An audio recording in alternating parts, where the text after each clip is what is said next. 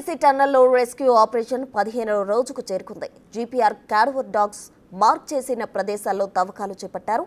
మరోవైపు dewatering, TBM machine cutting పనులు నిరంతరాయంగా కొనసాగుతూనే ఉన్నాయి.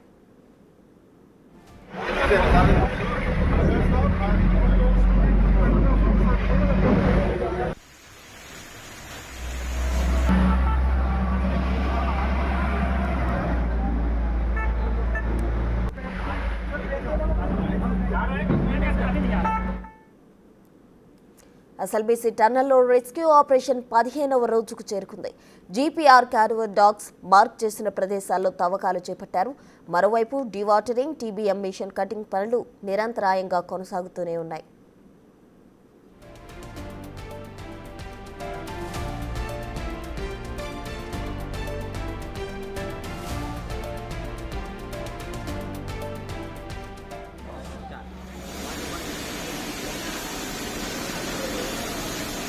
బెల్ట్ ఇంకా స్టార్ట్ కాలేదు. మోర్ డీటెయిల్స్ మా ప్రతినిధి శంకర్ ఎస్ఎల్బీసీ టన్నెల్ దగ్గర నుండి లైవ్ లో అందించేందుకు సిద్ధంగా ఉన్నారు. శంకర్,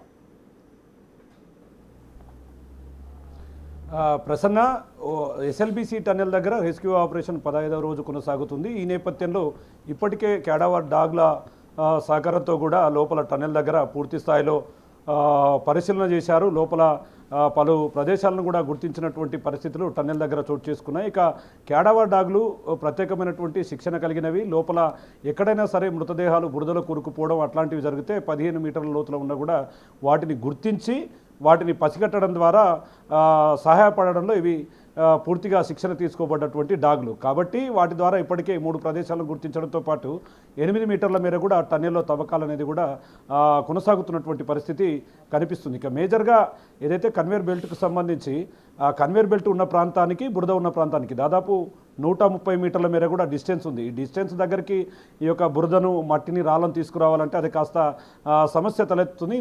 ఈ నేపథ్యంలో లోపలికి జేసీబీల సాయంతో అంటే లోపలికి వెళ్ళి టన్నెల్లోకి అక్కడ ఉన్నటువంటి బురదను తీసుకురావడం, అదంతా కూడా ఆ కన్వేర్ బెల్ట్ మీద వేయడం, అక్కడ నుంచి ఆ బురద మట్టిని కూడా బయటికి తరలించే ప్రయత్నం చేస్తున్నారు. ఇదంతా కూడా రెస్క్యూలో పూర్తి స్థాయిలో ప్రతిదీ కూడా అవాంతరాలు ఎదురవుతున్నాయి, ప్రతికూల పరిస్థితులు ఎదురవుతున్నాయి.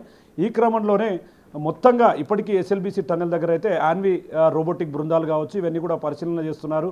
రోబోటిక్ ద్వారా ఈ యొక్క రెస్క్యూ ఆపరేషన్లో సాధ్యాసాధ్యాలపైన కూడా సమీక్షా సమావేశాలు నిర్వహిస్తున్నటువంటి పరిస్థితి. రోబోటిక్ బృందాలకు సంబంధించి ఐఐటి కావచ్చు, మరోవైపు యాన్వి కావచ్చు, వీళ్ళంతా కూడా బృందం సభ్యులు ఎప్పటికప్పుడు టన్నెల్ను పరిశీలిస్తున్నారు. టన్నెల్ దగ్గర ఓవరాల్గా ఈ పరిస్థితిని అప్డేట్ చేస్తూ ఎక్కడ కూడా ఇబ్బందులు రాకుండా చూస్తున్నటువంటి పరిస్థితి కనిపిస్తుంది. ఇక ముఖ్యంగా మరికొద్దిసేపట్లో కూడా ఇక్కడికి మంత్రి ఉత్తమ్ కుమార్ రెడ్డి రానున్నారు. ఇక ఈ యొక్క ఇన్ని రోజులు అంటే ఈ రెస్క్యూకు సంబంధించి డే 1 నుంచి కూడా ఆయన పూర్తిగా దీన్ని ఫాలోఅప్ చేస్తున్నాడు. ఒకవైపు ముఖ్యమంత్రి రేవంత్ రెడ్డితో పాటు మంత్రులు కూడా రెగ్యులర్గా టన్నెల్ దగ్గర పరిస్థితిని అంచనా వేయడం, అధికారులతో సమీక్షలు చేయడం జరుగుతూ వస్తుంది. ఈ క్రమంలో మరి ఈరోజు ఉత్తమ్ కుమార్ రెడ్డి మరికొద్దిసేపట్లో కూడా ఇక్కడికి రాబోతున్నాడు. అధికారులతో మొన్న ఈ 4 రోజులుగా జరిగినటువంటి రెస్క్యూ ఆపరేషన్కు సంబంధించినటువంటి పలు అంశాలపైన కూడా సమీక్ష సమావేశాలు నిర్వహించబోతున్నాడు. ఒకవైపు నేషనల్ డిజార్డర్కు సంబంధించినటువంటి కర్నల్ అంటే దానికి సంబంధించినటువంటి ఎండి మేనేజ్మెంట్ కూడా ఇక్కడికి రావడంతో పాటు రాష్ట్ర విపత్తుల కార్యదర్శిగా ఉన్నటువంటి అరవింద్ కుమార్ కూడా ఇక్కడ ఎప్పటికప్పుడు పరిస్థితిని అంచనా వేస్తున్నాడు. నిన్న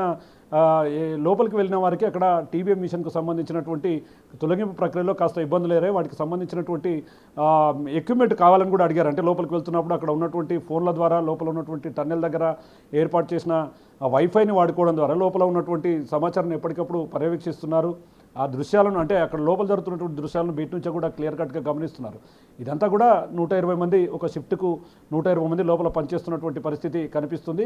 మొత్తంగా మరో 2-3 రోజుల్లో కూడా దీంట్లో ఒక స్పష్టత వచ్చే అవకాశం ఉంది. ఎందుకంటే నాయనాడ్లో ఎప్పుడైతే గతంలో బురదల వల్ల పెద్ద ఎత్తున బురద ప్రవాహాలు వచ్చాయి, ఆ క్రమంలో కేరళలో జరిగినటువంటి ఘటనలో ఈ యొక్క క్యాడవర్ డాగ్స్ అనేటివి కూడా ప్రత్యేకమైనటువంటి పాత్రను పోషించినటువంటి పరిస్థితి అక్కడ కనిపించింది. కాబట్టి వాటిని ప్రత్యేక హెలికాప్టర్లు తెప్పించారు. నిన్న నుంచి కూడా రెస్క్యూ కొనసాగుతుంది. వాటిని లోకో ట్రైన్ల ద్వారా కూడా లోపలికి తీసుకుపోతున్నారు. లోకో ట్రైన్లో తీసుకుపోతున్నారు. కానీ 0 పాయింట్ దగ్గరికి మాత్రం ఈ యొక్క కన్వేర్ బెల్ట్ 0 పాయింట్ దగ్గర పనిచేయడం లేదు. అది దాదాపు ఆ ప్రదేశానికి 130 మీటర్ల దూరంలో ఉంది. అక్కడ నుంచి మాన్యువల్గా బురదను తీసుకురావాలంటే అది కొంత సాధ్యం కానటువంటి అంశాలను పరిశీలించి రాత్రే లోపలికి జేసీబీలను కూడా పంపారు. అంటే అక్కడ బురద తీయడం, అక్కడ నుంచి వాటి కన్వేర్ బెల్ట్ పై ఉంచడం. ఇక మేజర్గా ఎక్కడైతే మనకు టీబీఎం మిషన్ భాగాలకు సంబంధించి కటింగ్ జరుగుతున్నాయి, లేజర్ కటింగ్ వాటిని తొలగిస్తున్నారు. అవి కన్వేర్ బెల్ట్ మీద వేయాలని చూస్తున్నప్పటికీ ఒకవేళ అట్లాంటిది కన్వేర్ బెల్ట్ మీద వేస్తే మాత్రం ఖచ్చితంగా కన్వేర్ బెల్ట్ తిరిగి మళ్ళా ప్రమాదంలో పడే అవకాశం ఉంది, సాంకేతికతలో ఆగిపోయే అవకాశాలు ఉండడంతో ఒకసారిగా ఈ రిస్క్ అంతా కూడా ఉత్కంఠతకు తెరలేపుతుంది. ఏదేమైనప్పటికీ ఎన్జీఆర్ఐ మరోవైపు సిస్మాలజీ వీళ్ళంతా కూడా ఎప్పటికప్పుడు భూ పరీక్షలు కావచ్చు, ఆ స్థాయిలో ఎట్లాంటి భూ ప్రకంపనలు వచ్చే అవకాశాలు ఉన్నాయి కొనలో కూడా ఓవరాల్గా ఇక్కడ నిపుణుల సమక్షంలో ముందుకు వెళ్తున్నారు. రాబోయే మరికొన్ని గంటల్లో కూడా ఈ దీంట్లో క్లియర్ కట్గా ముందుకు వచ్చే అవకాశాలు కనిపిస్తున్నాయి. Thank you Shankar.